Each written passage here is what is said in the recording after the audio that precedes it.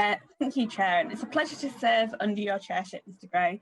I congratulate my honourable friend for the member for Truro and Falmouth on securing this timely and important debate and continuing to campaign on these issues. Her bravery sharing her story is inspiring, and the work of the APPG should be commended, and I agree with all her final points wholeheartedly.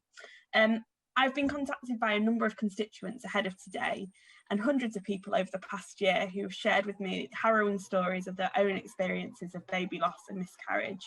And I would like to thank all those who are campaigning for change in this.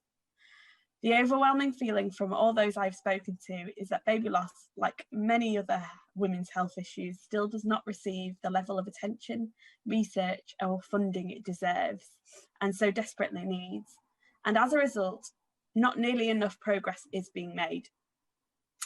As mentioned by the member before, every day in the UK, around 14 babies die before, during or soon after birth, and an estimated 1 in 4 pregnancies end in loss during pregnancy or birth.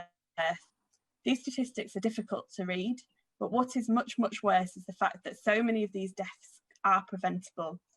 According to the Health and Social Care Committee's recent report, 1,000 babies, more babies a year would survive in England maternity services if they were as safe as Sweden's.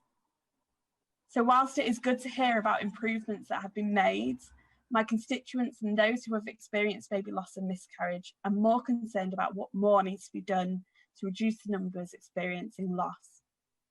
Especially when the committee's report has shown we are way off meeting our 2025 ambitions. Services are seriously overstretched, underfunded, understaffed, and huge health inequalities in perinatal outcomes remain unaddressed. If we are to buck this trend, the government needs to take this opportunity to reset and refocus perinatal services across England on meaningful and long-lasting transformation.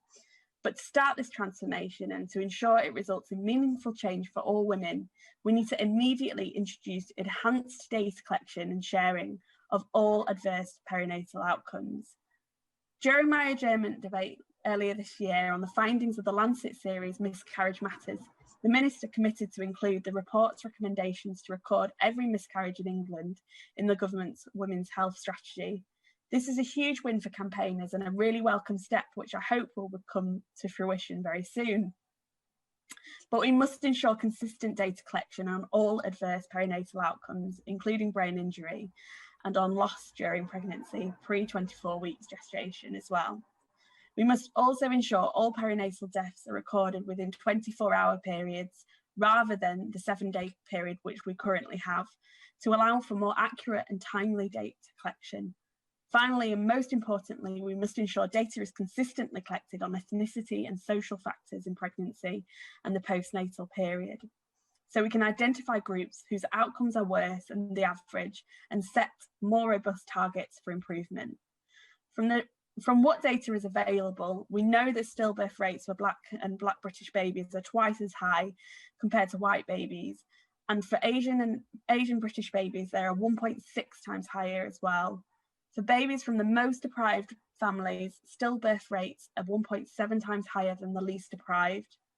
It is deeply upsetting that we still have no evidence-based interventions to reduce the risk to Black, Asian and socio-economically disadvantaged loss.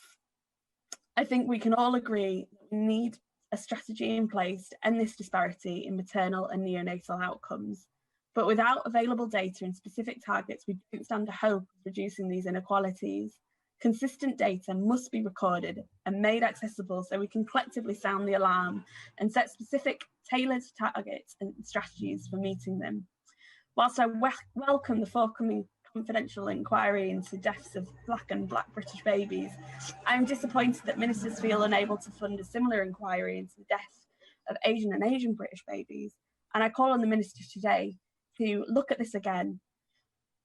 For too long, baby loss has not received the focus it deserved, dismissed all too often as an inevitability.